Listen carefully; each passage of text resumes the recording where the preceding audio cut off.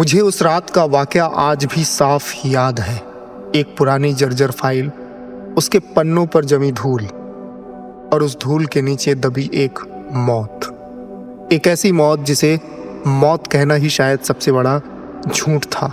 मैं पेशे से क्राइम जर्नलिस्ट हूँ और दिल्ली में अनसुलझे केस खोजकर उन पर लिखना मेरा काम है। पर अजीब बात यह है कि अक्सर केस मुझे खुद खोज लेते हैं और ये केस ऐसे ही मुझे खोज लेते हैं कि जैसे किसी को अपनी कहानी किसी से कहलवानी हो। ऐसा ही एक मामला मेरे सामने उस शाम आया जब मैं अपने ऑफिस की पुरानी अलमारी में फंसी हुई फाइलें निकाल रहा था। एक छोटी सी हल्की पीली, ऊपर काले मार्कर से लिखा हुआ था केस 114 और नीचे लिखा था sub inspector Pratap Singh 2005। File देखते ही मेरी उंगलियां अचानक ठंडी पड़ गईं, क्योंकि इस नाम को मैंने बचपन में सुना था। पापा खुद पुलिस में थे और अक्सर कहते थे, बेटा कुछ थाने ऐसे होते हैं जहां सिर्फ दीवारें नहीं, रैंक भी पुरानी पड़ जाती हैं। और फिर वो तुरंत बात बदल देते। जब मैंने फाइल खोली, पहला पन्ना पढ़कर मैं कुछ सेकंड के लिए ठहर गया। SI Pratap Singh officially declared death in lockup. लेकिन डेथ के बाद भी वो सीसीटीवी में बार बार दिखे। ये पढ़ते ही मेरी सांस अटक गई। 2005 में क्या थानों में सीसीटीवी लग गया था? वो क्लैरिटी नहीं थी, पर फुटेज एविडेंस अटैच्ड लिखा हुआ था। फाइल में पुरानी फोटो थी, ग्रेनी, कमजोर क्वालिटी, पर हर तस्वीर में कुछ चीज थी। थाने की रात की तस्वीर और एक पुलिसकर्मी जो कैमरे में दर्ज है। उसकी मौत उससे 11 मिनट पहले ऑफिशियली दर्ज थी। और फिर पन्ने पलटते हुए मेरे मुंह से यूं ही निकल गया, प्रताप सिंह तुम कौन थे? फाइल में लगे आखिरी पेज पर एक लाइन लिखी थी, मानो किसी ने घबराहट में लिखा हो। जो नाम लिख दिया जाता है वो कभी खाना नहीं छोड़ता। और उसके नीचे एक एड्रेस लिखा था, Sundarpur police outpost, district Lahaul, Himachal Pradesh. मैंने गूगल मैप खोला। सुंदरपुर नाम का कोई आउटपोस्ट नहीं था, लेकिन गूगल पर बस एक पुराना थाना जैसी एक ब्लरी फोटो जरूर दिखी। फिर जैसे ही मैंने गूगल मैप पर उस जगह को रेड मार्कर से क्लिक किया तो अचानक से मेरी स्क्रीन फ्लिकर करने लगी, जैसे मोबाइल की ब्राइटनेस खुद ठंडी हो गई हो। लगा शायद नेट की गड़बड़ है, पर तभी मेरे कानों में एक आवाज़ गूंजी, बहुत हल्की, बहुत धीमी, जैसे किसी ने पास में आकर के खड़े होकर के कहा हो, नाम लेते हो मेरा? मैंने अचानक पीछे देखा। ऑफिस में कोई नहीं था, एसी की हवा बंद थी, हर खिड़की जमी हुई, पर फिर भी आवाज़ थी बेहद हल्की, बेहद करीब। मैंने धीरे से दोबारा फाइल उठाई और फाइल उठाते ही उसका वज़न भी बढ़ चुका था। अब मैं इस फाइल को एक हाथ से नहीं उठा पा रहा था। ऐसा लग रहा था जैसे 3-4 ईंटों का वज़न अचानक से इस फाइल के ऊपर आ गया हो। अब मेरा दिल तेज़ धड़क रहा था। मैं जानता था अब मैं इस फाइल को रख नहीं सकता हूँ। इसका वज़न कागज़ का नहीं था और जो भी प्रताप सिंह के साथ हुआ था उसकी कहानी खुद ही खुलना चाह रही है। फिर अगले ही पल वज़न अपने आप सामान्य हो गया और वो आवाज़ भी गायब हो गई। मैं घर पहुंचा। उस रात मैंने फैसला किया कि सुबह की पहली बस से मैं सुंदरपुर ज़रूर जाऊंगा। दिल्ली से 2 बसें बदलते हुए मैं हिमाचल के उस ज़िले लाहौल पहुंचा और फिर वहां से टेम्पो पकड़ करके मुझे सुंदरपुर जाना था। कस्बा छोटा था, पहाड़ियों से घिरा हुआ, ट्रैफिक कम और लोग उतने ही कम, और धुंध ज़्यादा। ऐसा लगा जैसे शहर की हवा में किसी को कदमों की आहट भी पता चल जाती है। मैं ऑटो लेकर के पुराना थाना सुंदरपुर पूछने लगा। एक बुजुर्ग चाय वाले ने सुनते ही कहा, उधर? वहाँ क्यों जाना चाहते हो साहब? अब वहाँ कोई ड्यूटी नहीं करता है, बस एक आदमी है जो खुद को दरोगा कहता है। मैंने पूछा, दरोगा? लेकिन वहाँ तो 2005 के बाद कोई पोस्टेड ही नहीं है। वो हल्की घबराहट में बोला, पोस्टेड नहीं है, फिर भी वो है। मेरी रीढ़ में एक ठंडी लकीर उतर गई। थाना कस्बे से लगभग 2 किलोमीटर अंदर जंगल की तरफ था। पेड़ों की शाखाएं सड़क के ऊपर ऐसी झुकी थी जैसे हवा भी अंदर बिना इजाज़त घुसने न पाती हो। थाने का बोर्ड टूटा हुआ था। इमारत बिल्कुल वैसी ही थी जैसे पूरी तरह से एबंडेंट जगह हो। फर्श पर काई टूटे हुए शटर, जंग लगे हुए ताले, पर सबसे अजीब बात, मुख्य दरवाज़ा खुला हुआ था। मैंने कदम बढ़ाया ये था कि तभी पीछे से आवाज़ आई, अंदर मत जाइए अभी। मैं पीछे मुड़ा। पीछे एक अधेड़ उम्र का आदमी खड़ा था। धूप में उसका चेहरा आधा छिपा, पर आंखें बहुत तेज, जैसे किसी ने दशकों से नींद ही नहीं ली हो। उसने हाथ बढ़ा करके कहा, मैं सिपाही राघव तिवारी, इस आउटपोस्ट की अंतिम पोस्टिंग। मैंने कहा, पर यह थाना तो बंद पड़ गया था। वो मुस्कुराया, पर मुस्कुरान गर्म नहीं थी। बंद तो तभी से है जब उसे जिंदा माना जाए। मैंने फाइल उठा करके पूछना शुरू किया, ये 2005 का केस एसआई प्रताप सिंह? राघव ने यह सुना तो उसने मेरा हाथ पकड़ लिया और बोला, नाम मत लीजिए जोर से।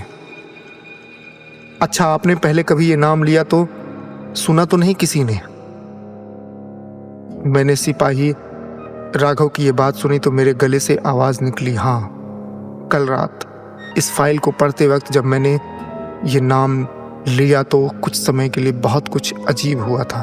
ये सुनकर राघव एकदम शांत हो गया और फिर बोला, तो फिर आप यहाँ आए नहीं हैं, लाए गए हैं। मैंने ये सुना तो मेरी सांस रुक गई। मैंने पूछना चाहा, मतलब?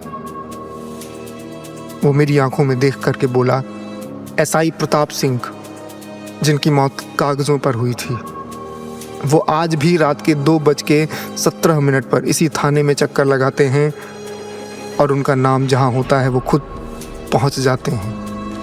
ये सुनकर मैं हकबका गया। क्यों? राघव ने धीरे से कहा, क्योंकि उनकी फाइल कभी बंद ही नहीं हुई, और जब तक फाइल बंद नहीं होती है दरोगा ड्यूटी नहीं छोड़ता है। उसकी आवाज़ में डर नहीं था, थकान थी, जैसे कोई सच्चाई बार बार दोहराई गई हो। मैंने थाने की टूटी सीढ़ियों की तरफ देखा। हवा पूरी तरह रुक गई थी, पत्ते भी नहीं हिल रहे थे। राघव ने मेरी बाँह पकड़ करके कहा, अंदर जाइए, पर एक बात याद रखिए, अगर भीतर कोई पूछे कौन ड्यूटी पर है तो जवाब मत दीजिएगा। न जवाब देने वाला जिंदा रहता है और न सवाल पूछने वाला शांत। ये सुनते ही मेरे कदम अनायास ही भारी हो गए। दिल ऐसा धड़का जैसे छाती के अंदर कोई दरवाज़ा खुल रहा हो। मैंने हिम्मत जुटाई और पुराने थाने के अंदर पहला कदम रखा। अंधेरा घना नहीं था, पर हवा में बहुत ठंडा था, बहुत पुराना था। और ठीक पहले कमरे के कोने में एक छाया खड़ी थी, पुलिस की वर्दी में, पीठ मेरी तरफ, हल्की झुकी हुई गर्दन, जैसे कोई राउंड पर हो, और राउंड कभी पूरा ही ना हो पाया हो। राघव ने मेरे कान में फुसफुसाया, देखिए, यही है वो रूहानी दरोगा। पीठ मेरी तरफ किए हुए खड़ा वो वर्दी वाला साया रत्ती भर हिला नहीं। मेरी नसें तनी हुई थीं। मैंने हौले से राघव से पूछा, ये हकीकत है या? राघव ने मेरी बात काटी, हकीकत और मौत साहब, इनके बीच का फ़र्क यहाँ कोई नहीं पूछता है। प्रताप सिंह रात का पहला राउंड हमेशा ऐसे ही शुरू करते थे, खामोश, अकेले और पीठ मोड़कर। मैंने फुसफुसाया, ये अभी भी राउंड लगाते हैं? तो राघव ने सर हिलाया और कहा, हाँ, क्योंकि उनमें से किसी ने भी ये नहीं माना कि वो मर चुके हैं, और फाइल में लिखी मौत उन्होंने कभी स्वीकार ही नहीं की। मैं साये के नज़दीक गया। हवा भारी होती गई। अचानक माथे पर हल्की सी चुभन हुई, जैसे टिन का कोई पुराना बोर्ड गर्म होकर के सिर छू जाए। साया हल्का, बहुत हल्का सा, और फिर धीरे धीरे उसने गर्दन मोड़ी, सिर्फ गर्दन। शरीर वहीं स्थिर, मुंह दिखाई दिया, आंखें नहीं, बल्कि 2 खाली गड्ढे, बिल्कुल काले, जिनमें पहले रोशनी रही होगी, अब कुछ नहीं था। और तभी मेरे कानों के पास एक भारी टूटी हुई आवाज़ आई, कौन है ड्यूटी पर? दिल एकदम से धक से रुक गया। राघव पीछे हट गया, साया पूरा मुड़ा। अब वो मेरे सीधे बिल्कुल सीधे सामने था पुरानी वर्दी, सीने में जंग लगा हुआ बैच और नाम लिखा हुआ एसआई प्रताप सिंह। मैंने तुरंत नज़र घुमा ली। राघव ने मेरी कलाई पकड़ी, जवाब मत देना, कुछ भी हो जाए। उस आवाज़ को जवाब मत देना, वो आवाज़ मौत का आदेश है। एसआई प्रताप सिंह फिर बोले, कौन है ड्यूटी पर? उसकी आवाज़ हवा नहीं काट रही थी, वो मेरी आवाज़ मेरी हड्डियों की जगह काट रही थी। मैंने दांत भींच करके राघव की ओर देखा। अगर जवाब दे दिया तो? राघव की आंखें फैल गईं और फिर वो बोला, तो वो आपका नाम अपनी रजिस्टर में लिख लेगा, और जिसका नाम वो लिख ले वो इस थाने से बाहर नहीं जा पाता है, उसकी मौत भी नहीं जा पाएगी। ये सुनते ही मेरे पैरों के नीचे ज़मीन ही खिसक गई थी। वो साया अब धीरे धीरे आगे बढ़ने लगा। हर कदम पर फर्श ऐसे चरमराता जैसे लकड़ी वर्षों पुरानी शिकायत को दर्ज कर रही हो। राघव ने मेरा हाथ कस करके पकड़ा। चलिए अभी रिकॉर्ड रूम में चलिए। वहीं से सब कुछ शुरू हुआ था। मैंने कहा, पर प्रताप सिंह, राघव ने फुसफुराया, मत देखिए, मत सुनिए और मत सोचिए। वो दिखता तभी है जब उसका नाम कहीं लिखा जाए। हम दोनों पीछे की तरफ बढ़ने लगे। एसआई प्रताप सिंह अब इतना पास था कि उसकी सांस मेरे कान के बिल्कुल पास महसूस हुई, पर सांसों में कोई गर्म नहीं, सिर्फ ठंड, अजीब भारी, बिल्कुल धातु जैसी ठंड। हमने जैसे ही एक टेढ़े गलियारे में कदम रखा, साया दिखाई देना बंद हो गया। जैसे हवा अचानक हल्की हो जाती है, मैंने राहत की सांस ली और बोला, ये गायब कैसे हो गया? राघव ने धीमे स्वर में कहा, वो गायब नहीं होता है, बस उन जगहों पर नहीं आता है जहां उसका नाम नहीं लिखा गया। ये सुनते ही मैं रुक गया। यानी कि वो नाम पर आधारित है, नेम लिंक्ड आइडेंटिटी। राघव ने धीरे से सिर हिलाया। हाँ, क्योंकि उसकी मौत नाम से नहीं हुई थी, बल्कि नाम छीन लेने से हुई थी। मेरे कान जैसे ये सब सुनने को तैयार नहीं थे। नाम कैसे छीना जा सकता है? राघव ने धीरे से अंदर बनी हुई टूटी खिड़की की तरफ देखा। साल 2005 में एक कुख्यात डकैत पकड़ा गया था, नागेश उर्फ नागा। प्रताप सिंह उसे हिरासत में लाए थे। उसका गिरोह खून खराबे के लिए जाना जाता था। उस रात नागा ने रजिस्टर छीन लिया और उसमें से प्रताप सिंह का नाम काट दिया। ये सुनते ही मैं सन्न रह गया और बोला, नाम काट दिया मतलब? राघव बोला, इस थाने का ये एक रिवाज है कि थाने के रजिस्टर में जिसका नाम मिटा दिया जाए वो पुलिस के हिसाब से पोस्ट से हट चुका हुआ माना जाता था। ये सुनकर मैं बोला, पर वो तो जिंदा थे। अब राघव ने जवाब दिया, जिंदा तभी जब उनका नाम मौजूद हो। मैंने धीरे से कहा, और नाम मिटने के कुछ समय बाद? राघव ने मुझे घूर करके कहा, जी हाँ, ठीक 11 मिनट बाद प्रताप सिंह लॉकअप में मरा हुआ मिला था। मैंने धीरे से कहा, तो सीधी बात में जिस आदमी का नाम दर्ज नहीं था उसकी मौत हो गई। ये सुनकर के राघव ने कहा, हाँ, और उसकी आत्मा अब उसी नाम की तलाश में है, आज भी ड्यूटी कर रही है। मेरी आंखें खुद ब खुद छत पर चली गई, जंग लगे हुए पंखों पर पड़ी। वो बंद था पर लगातार हिल रहा था, जैसे किसी ने अदृश्य हाथों से धक्का दिया हो। कि तभी हम रिकॉर्ड रूम पहुंचे। दरवाजा आधा टूटा हुआ था और आधा खुला हुआ। अंदर पुरानी फाइलें, बक्से, टूटे हुए रैक और कमरे के बिल्कुल बीच में एक रजिस्टर रखा हुआ था, बहुत पुराना और बहुत बड़ा। उस पर धूल का एक भी कण नहीं था, जैसे कोई रोज उसे पलटता हो।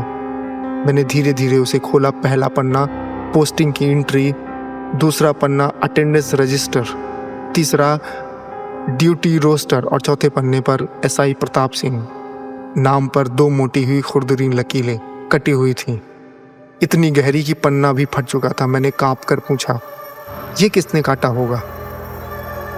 वही जिसका नाम मैंने अभी आपको बताया, उस डकैत नागा ने। और तभी उसी रात उसकी आवाज़ भर्रा गई। प्रताप सिंह की लाश ठीक इसी कमरे के बाहर मिली थी। मैंने रजिस्टर पर उंगली रखी।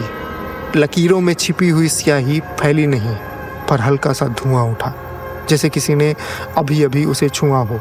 कि तभी अचानक कमरे का तापमान गिर गया, रैक हिलने लगी और एक आवाज़ सांस जैसी फिर से आई, नाम मुझे दे दो।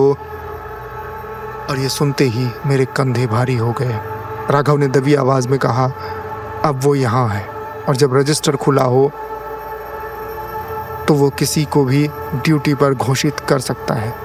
ये सुनकर मैंने पूछा, ये रजिस्टर कैसे बंद होगा? राघव ने कांपते हुए होंठों से कहा, यही तो समस्या है।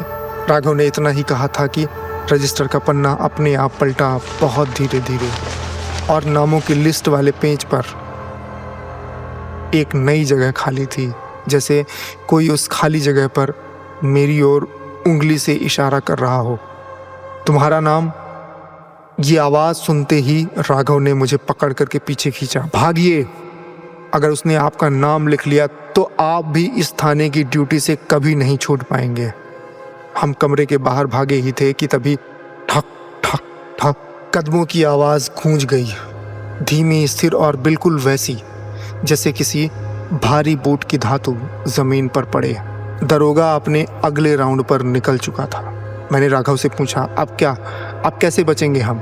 राघव ने मेरी तरफ देखा। बचना नहीं है, पहले ये समझना है कि उसकी मौत मौत नहीं थी बल्कि एक सज़ा थी। ये सुनकर मैंने चौंकते हुए कहा, सज़ा? राघव ने धीरे से सर हिलाया और कहा, हाँ।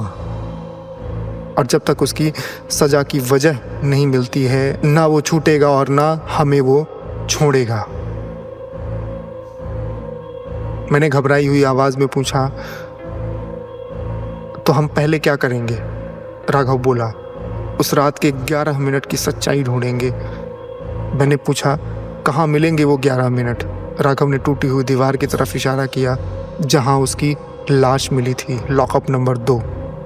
ठंडी हवा फिर बहने लगी, थाने की दीवारें चरमराईं और साये की भारी सांसें अब और भी साफ सुनाई देने लगी थी।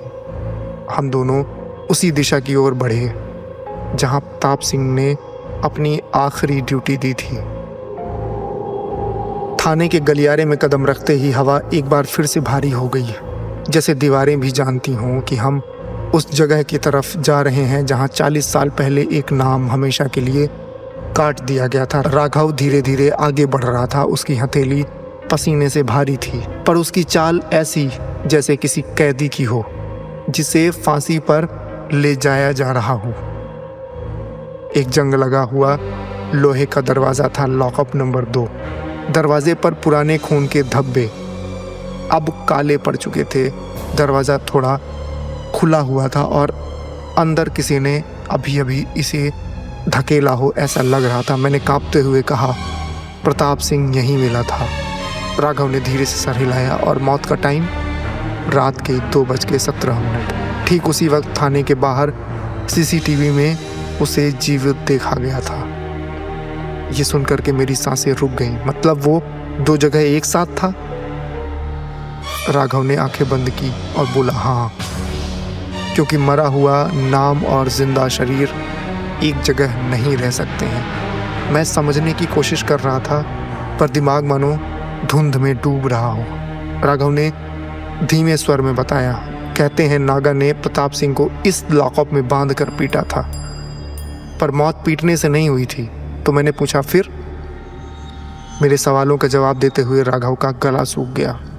प्रताप सिंह को इस लॉकअप में जिंदा किया गया था और फिर नाम काटने की सज़ा से उसको मार दिया गया था। मेरे पैरों के नीचे की ज़मीन ढह सी गई। मैं आगे बढ़ा और लॉकअप का दरवाज़ा मैंने अंदर की ओर धकेला। दरवाजे की चरमराहट मेरे कानों में ऐसे गूंजी जैसे मानो कोई गुजरा हुआ इंसान फिर से नींद से जागा हो। अंदर अंधेरा था, फर्श गीला और हवा में लोहे की नमी की गंध। मैंने मोबाइल से टॉर्च ऑन किया और उसी पल मेरा दिल जम गया। लॉकअप के फर्श पर सफ़ेद चाक से एक आकृति बनी हुई थी, ठीक वैसी ही जैसी क्राइम सीन पर बनाते हैं। पर सबसे डरावनी बात यह थी कि यह आकृति मानव शरीर की नहीं थी। ये ऐसे थी कि जैसे 2 शरीरों को एक साथ खींचकर बनाया हुआ, लंबे मुड़े तुड़े हुए आकार के जैसे। मैं मनी मन बुदबुदाया, ये इंसान की आकृति तो नहीं है। तो ये क्या है? राघव ने डरते हुए धीरे से कहा, मौत जितनी सीधी हो शरीर उतना ही सीधा गिरता है, लेकिन प्रताप सिंह की मौत सामान्य नहीं थी। फिर मैंने पूछा, मतलब? राघव अभी भी धीरे बोल रहा था। वो यहाँ 2 आइडेंटिटीज, जिंदा और मरा हुआ, एक साथ महसूस कर रहे थे। तो शरीर अलग दिशा में गिरा और नाम अलग दिशा में। ये सुनकर मेरी आंखों से पसीना उतर आया। हर संयोजन, हर घटना, हर मोड़ एक ही शब्द पर टिका हुआ था, नाम। मैं उस आकृति के पास झुका, टॉर्च की रोशनी लगाते हुए। उस चौक के निशान के किनारे कुछ और दिखा, लाल स्याही में लिखा हुआ एक शब्द, PRAT। बस इतना, आधा नाम। जैसे प्रताप सिंह मौत के आखिरी पल में अपना नाम खुद पूरा लिखना चाहता था, लेकिन लिख नहीं पाया था। मेरे गले से फुसफुसाहट निकली। उसने अपना नाम? राघव ने धीरे से कहा, हाँ, क्योंकि नागा ने रजिस्टर से उसका नाम काट दिया था और कटे हुए नाम ने उसकी आत्मा को अधूरा कर दिया था। मुझे कुछ खास समझ नहीं आ रहा था, लेकिन यह जरूर समझ आ रहा था कि कुछ नाम और आत्मा के बीच का संबंध था। मैं राघव की बात को समझने की कोशिश कर ही रहा था कि तभी अचानक लॉकअप की हवा बदल गई और जोर की आवाज आई, तुम नाम पूरा करोगे? मेरा नाम पूरा करोगे? ये सुनते ही मैं उछल पड़ा। आवाज बिल्कुल मेरे पीछे थी, ठंडी, गहरी, धीमी और बेहद पास। मैंने पलट करके देखा कि लॉकअप के सलाखों पर 2 हाथ टिके हुए थे, सफेद, सूखे, फटे हुए, और धीरे धीरे उनके पीछे से एक चेहरा उभरा। काली आंखों में खोखले गड्ढे और होठों पर सूजी हुई लाल रेखाएं। एसआई प्रताप सिंह। राघव चीखा, मत देखिए उसकी आंखों में। वो जिसकी आंखों में देख लेता है उसे अपना समझ लेता है। प्रताप सिंह ने फिर मुंह खोला। उसकी आवाज अब सीधे मेरे दिमाग के भीतर गुजर रही थी। जिसका नाम कटता है वो जीता नहीं, मरता है और अमर रहता है। मैं पीछे हटता गया। प्रताप सिंह ने मेरा हाथ उठाया और सलाखों में सफेद लंबी उंगलियां बाहर निकल आईं, जैसे धुआं लोहे से खिंच करके शरीर बन रहा हो। वो बुदबुदाया, मेरा नाम लौटाओ। राघव ने मुझे पीछे धकेला, भागिए अभी, उससे पहले कि वो आपका नाम मांगे। हम दोनों पीछे की तरफ भागे, पर प्रताप सिंह का साया अब लॉकअप से बाहर आ चुका था। उसके कदमों की आहट फर्श पर धातु के जैसी गूंज रही थी। ठक ठक ठक। राघव ने चिल्ला करके कहा, अब वो किसी भी नाम को पकड़ सकता है क्योंकि रजिस्टर खुला हुआ है। मैंने हांफते हुए कहा, तो हम क्या करें, कैसे रोकें उसे? राघव रुका और मेरी तरफ मुड़ा और बोला, प्रताप सिंह की मौत रजिस्टर में उसका नाम काटे जाने से हुई थी। उसकी आत्मा तभी थमेगी जब, ये कहते हुए राघव की आवाज़ कांप गई, जब रजिस्टर में उसका नाम दोबारा लिखा जाए। मैंने कहा, तो लिख देते हैं उसका नाम। राघव ने धीरे से कहा, वो इतना आसान नहीं है। मैं चिल्लाया, क्यों? राघव ने कहा, क्योंकि जिस रजिस्टर में प्रताप सिंह का नाम लिखा है वो रजिस्टर उसकी मौत के बाद जीवित हो चुका है, और अब उसमें नाम लिखना मतलब? मैंने कांपते हुए पूछा, मतलब क्या? राघव की आंखें फैल गई, मतलब आपकी पहचान उस रजिस्टर के हवाले कर देना जिसमें किसी का नाम लिखा, वो भी उस थाने पर ड्यूटी में फंस जाता है। ये सुनकर मेरी सांसें रुक गईं। ठीक उसी पल हवा का तापमान शून्य जैसा हो गया और प्रताप सिंह की आवाज़ भारी हुई, गलियारे के छोर से आई, नाम, कौन लिखेगा मेरा नाम? राघव ने मेरा हाथ पकड़ लिया, भागिए, हमें पहले वो रात ढूंढनी होगी जिस रात प्रताप की पहचान काटी गई थी। मैंने कांपते हुए होठों से पूछा, अब वो रात हमें कहाँ मिलेगी? राघव बोला, जहाँ उस थाने की सबसे पुरानी रील छुपी हुई है, CCTV रूम 2005। एक गहरी खौफनाक गूंज हमारे पीछे से उठी, ड्यूटी अभी अधूरी है। हम दोनों उस कमरे की तरफ बढ़े जहाँ 20 साल पहले प्रताप सिंह की मौत दर्ज नहीं हुई थी, बल्कि उसके नाम का खून दर्ज हुआ था। CCTV रूम तक पहुंचने का रास्ता थाने के सबसे अंधेरे हिस्से से गुजरता था। हवा में मिट्टी नहीं, लोहे की सड़ी हुई गंध थी, जैसे कि किसी पुरानी हथकड़ी ने सालों पहले किसी को काटा हो, और वो गंध आज तक यहाँ अटकी हो। गलियारे की लाइटें टमटमाई।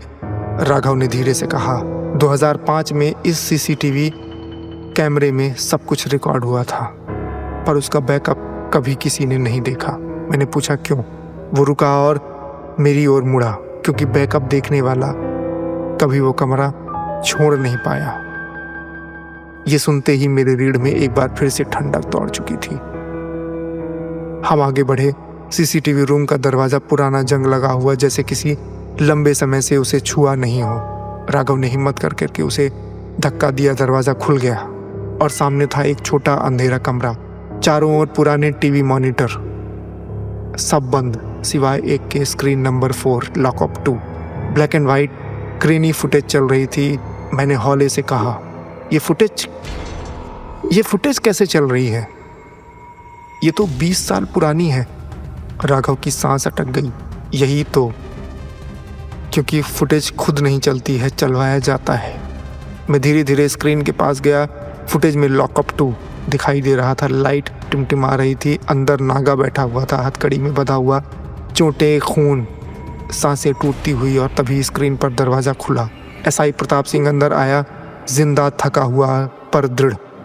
उसने नागा से कहा, नाम बताओ, किसका आदमी है तू? नागा हंसा, दांतों में खून, आंखों में जहर। नाम का इतना शौक है ना, आज तेरा ही नाम मिटा देता हूँ। नागा ने इतना कहा। प्रताप ने उसे धक्का दिया और तभी नागा ने रजिस्टर उठाया जो मेज पर खुला पड़ा था और लाल स्याही से प्रताप सिंह का नाम एक झटके में ही काट दिया।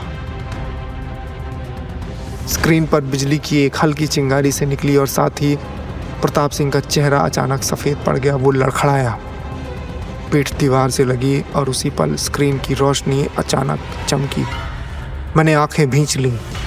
एक नज़र वापस स्क्रीन पर गई। मैंने ऐसा दृश्य देखा जिस पर मेरा दिमाग जम गया। प्रताप सिंह का शरीर लॉकअप के अंदर गिर रहा था और वो उसी वक्त, उसी फुटेज के कोने में, उसी पल थाने के बाहर सीसीटीवी में उनकी परछाई चल रही थी। एक ही इंसान दो जगह एक साथ। मैंने कांपते हुए कहा, ये कैसे? राघव की आवाज़ टूट गई। नाम कटने के सिर्फ 11 मिनट बाद प्रताप सिंह की आइडेंटिटी 2 हिस्सों में बट गई थी। एक जो मर रहा था और दूसरा जिसे मौत मानने से इनकार था। मैंने धीरे से कहा, मतलब उस रात 2 प्रताप सिंह थे? राघव ने सिर हिलाया, हाँ। और इन दोनों को जोड़ने के लिए एक चीज़ चाहिए थी, नाम, पूरा नाम। मैंने कहा, तो अगर नाम वापस लिख लिया जाए? राघव ने फुसफुसा करके कहा, तो दोनों हिस्से एक हो जाएंगे और उनकी आत्मा मुक्त। मैंने एक लंबी सांस ली, तो लिख देते हैं। तभी स्क्रीन ब्लैक हो गई, पूरा कमरा अंधेरा और अगले ही सेकंड स्क्रीन पर एक वाक्य खुद ब खुद उभर आया, नाम कौन लिखेगा? स्क्रीन के किनारे से काले धुएं की तरह एक परछाई निकलने लगी। धीरे धीरे गलियारे से कदमों की आहट आई। राघव चीख पड़ा, भागिए, अब वो नाम लेने आया है। लेकिन हम भाग नहीं पाए। प्रताप सिंह दरवाजे पर खड़ा था, पूरी ऊंचाई में, वर्दी में। उसके एक हाथ में रजिस्टर था, दूसरे हाथ में स्याही से भरी हुई पेन।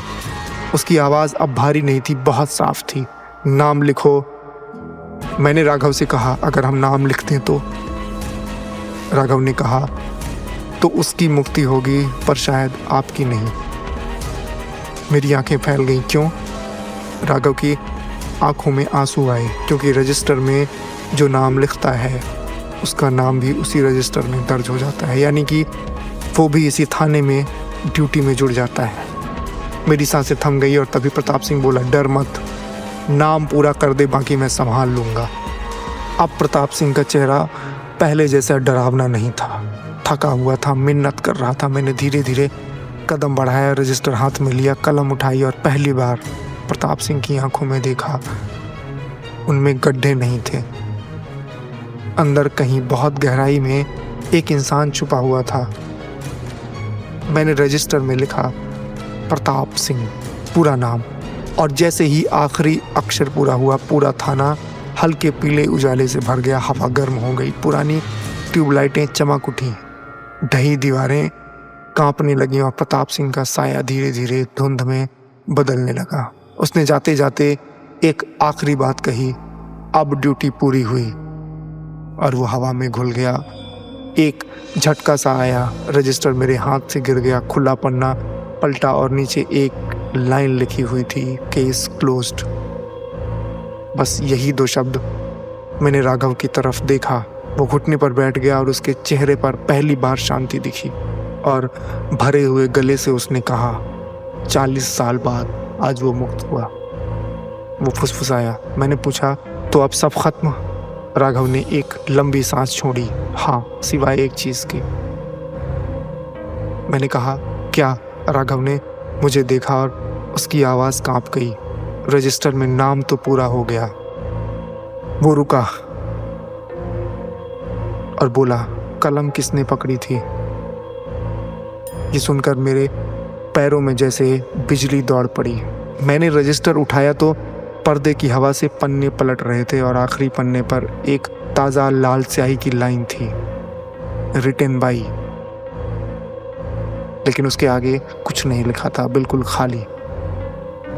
मेरा नाम लिखा जाना अभी बाकी था। राघव और मैंने एक दूसरे की तरफ देखा। अभी वहाँ चुप्पी छाई थी कि तभी पुराने थाने के दरवाजे से एक हल्की सी आवाज़ आई, जैसे कोई फुसफुसा रहा हो। तेज़ आवाज़ में ये बात आई, ड्यूटी अब तुम्हारी, मैंने रजिस्टर बंद किया। और पहली बार मैंने महसूस किया कि प्रताप सिंह मुक्त हुआ था, लेकिन उसकी ड्यूटी अब किसी और को निभानी थी। तो दोस्तों, ये कहानी यहीं तक थी। अगर आपको ये कहानी अच्छी लगी हो तो कमेंट बॉक्स में ज़रूर बताइएगा। मैं आपको इस कहानी का दूसरा भाग भी सुनाऊंगा, जिसमें मैं ये बताऊंगा कि जर्नलिस्ट को क्या हुआ। चलता हूँ, धन्यवाद।